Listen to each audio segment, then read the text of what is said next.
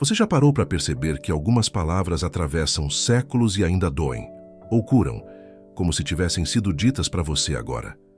Existe algo nas palavras de Jesus que não pertence apenas à religião. Existe algo que pertence à psique humana. Carl Jung estudou profundamente os textos sagrados e percebeu que certas figuras históricas carregam o que ele chamava de imagens arquetípicas, símbolos que habitam o inconsciente coletivo da humanidade. Jesus é uma dessas figuras. Não estou aqui para falar de fé ou de dogma. Estou aqui para falar de psicologia profunda, porque algumas das lições atribuídas a Jesus são, na essência, mapas do inconsciente humano. São convites à individuação, o processo de se tornar quem você realmente é. E se você chegou até esse vídeo, provavelmente já sente que existe algo dentro de você pedindo para ser visto, integrado, vivido. Esse é o chamado interior. E hoje ele fala através de 5 lições que podem mudar não o que você acredita, mas o que você vive. O que você vai encontrar aqui não é pregação, é espelho. Cada lição que vamos explorar hoje foi destilada pela lente da psicologia analítica de Jung, e o que emerge dessa análise é perturbador e libertador ao mesmo tempo. Perturbador porque revela o quanto vivemos no automático, dominados por padrões inconscientes que chamamos de destino, de azar, de culpa dos outros. Libertador porque mostra que existe um caminho, que a consciência é possível, que a transformação não começa lá fora, começa no único lugar onde você tem poder real, dentro de você. Jung disse que a religião, em sua essência mais profunda, é uma experiência psíquica de encontro com o self, aquela camada mais profunda do ser que transcende o ego. E Jesus, como figura arquetípica do self, ensinou exatamente isso, que o reino não está nos céus distantes, mas dentro do ser humano. Então prepare-se, porque o que vem a seguir não é conteúdo para você concordar ou discordar, é conteúdo para você sentir. E quem sente transforma. Antes de entrar nas lições, preciso quebrar uma ilusão que o ego coletivo nos vendeu. A maioria das pessoas acredita que viver melhor é uma questão de ter mais dinheiro, mais reconhecimento, mais controle, mais segurança. E passa a vida inteira correndo atrás dessas coisas sem perceber que a corrida em si é o sintoma. É o ego tentando preencher um vazio que ele mesmo criou. Jung chamava isso de inflação do ego, quando a persona, a máscara social que usamos, cresce tanto que achamos que somos ela. E aí, esquecemos o que está por baixo, a sombra, o self, a alma verdadeira. Jesus desafiou exatamente essa ilusão, quando disse que quem quiser salvar a sua vida a perderá. Parece paradoxo, mas é psicologia pura. Aquilo que você agarra com força demais, identidade, controle, imagem, é exatamente o que te impede de viver. Viver melhor na visão junguiana não é acumular, é integrar, é soltar. É ter coragem de olhar para dentro e encontrar o que foi escondido ali pela dor, pelo medo, pela vergonha. Essa é a base de tudo que vem a seguir. A primeira lição não está escrita exatamente assim nos evangelhos, mas permeia cada palavra de Jesus. O autoconhecimento é o começo de tudo. Por que você vê o cisco no olho do seu irmão, mas não percebe a trave no seu próprio olho? Essa frase é uma das descrições mais precisas do mecanismo de projeção que a psicologia já registrou. Projeção, segundo Jung, é quando atribuo ao outro aquilo que não consigo enxergar em mim mesmo. O que me irrita no outro é quase sempre o que não aceitei em mim.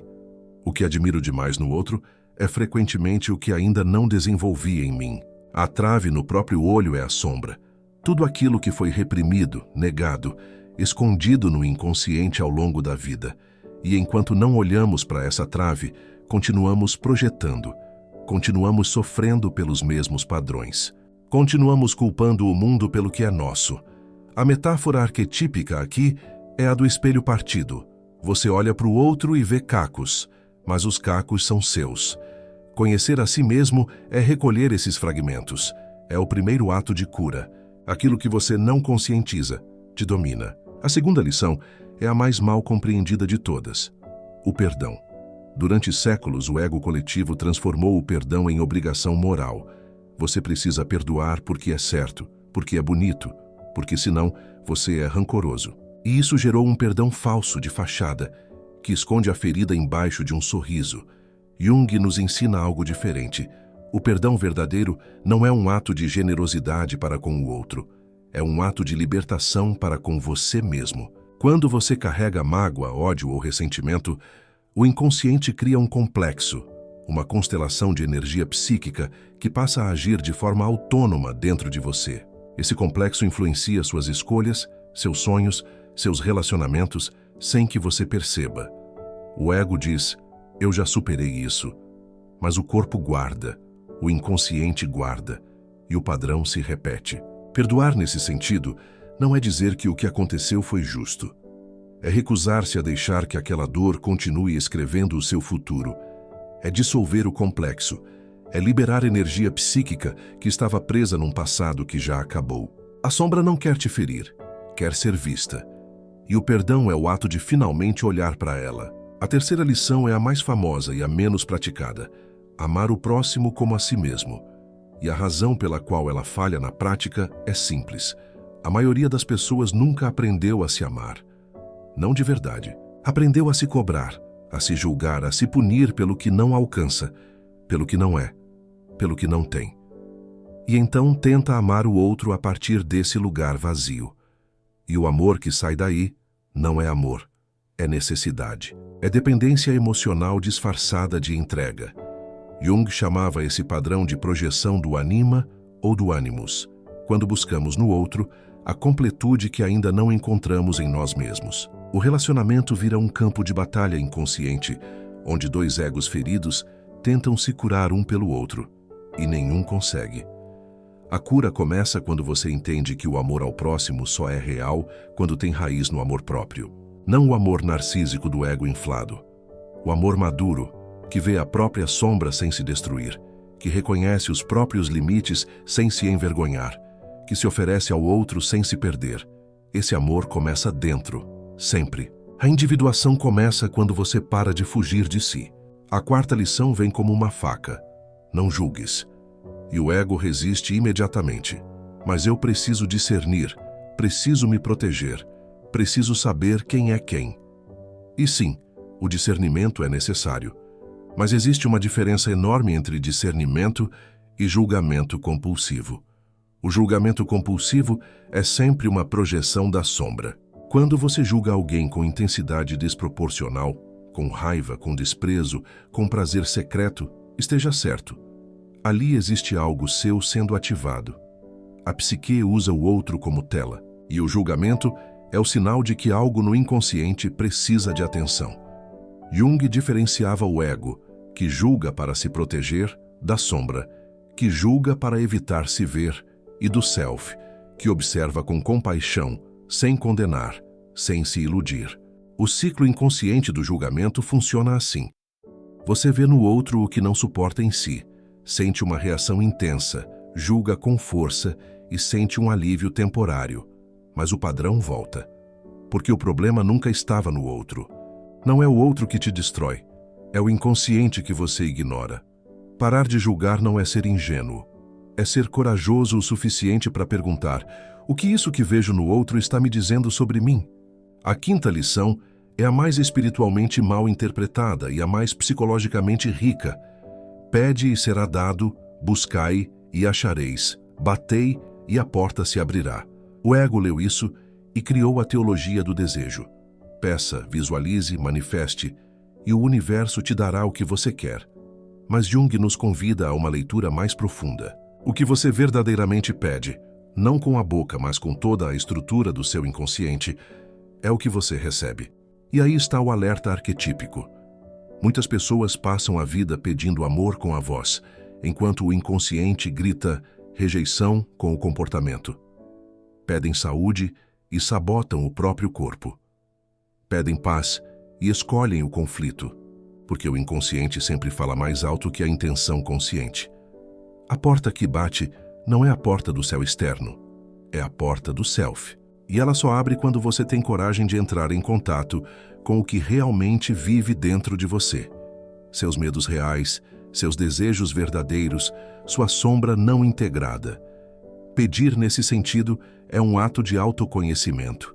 É se tornar honesto consigo mesmo. É parar de pedir o que o ego quer e começar a escutar o que a alma precisa. Essas 5 lições não são para ser admiradas, são para ser vividas. E viver exige prática. O primeiro passo é observar suas projeções. Quando algo no outro te irritar intensamente, pergunte: onde isso existe em mim? O segundo passo é praticar o perdão como higiene psíquica, não para absolver o outro, mas para liberar você. Escreva, fale em voz alta, chore se precisar, mas não deixe o complexo crescer no silêncio. O terceiro passo é construir uma relação honesta consigo mesmo, sem se atacar, sem se glorificar. Ver a própria sombra com compaixão é o ato mais corajoso da jornada. O quarto passo é revisar seus julgamentos. Quando você se pegar julgando com força, use isso como dado clínico sobre você mesmo. Não como culpa, como informação. O quinto passo é aprender a escutar o inconsciente, pelos sonhos, pelas emoções que parecem desproporcionais, pelos padrões que se repetem na sua vida. Tudo que o inconsciente tenta dizer, ele diz. A questão é se você está disposto a ouvir. A dor é um chamado do inconsciente.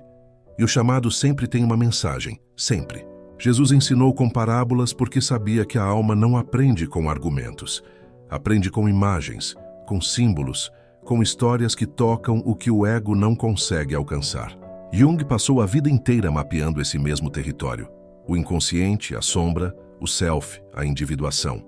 E o que esses 2 caminhos têm em comum é a coragem de olhar para dentro quando o mundo inteiro aponta para fora. Viver melhor não é uma questão de sorte, não é uma questão de fé cega, é uma questão de consciência, de estar disposto a ver o que está escondido, de integrar o que foi negado, de caminhar em direção ao que você realmente é, não ao que o mundo esperava que você fosse. Isso é individuação. Isso é o chamado interior. E ele nunca para. Ele bate na porta dos seus sonhos, das suas dores, das suas escolhas repetidas, das suas relações que não funcionam. Ele bate e espera que você finalmente abra. Se esse conteúdo tocou algo em você, deixa o like e compartilha com quem precisa ouvir isso. E ativa o sino, porque aqui toda semana o inconsciente tem algo a dizer. Eu sou o chamado interior. E até o próximo vídeo. Continue conscientizando.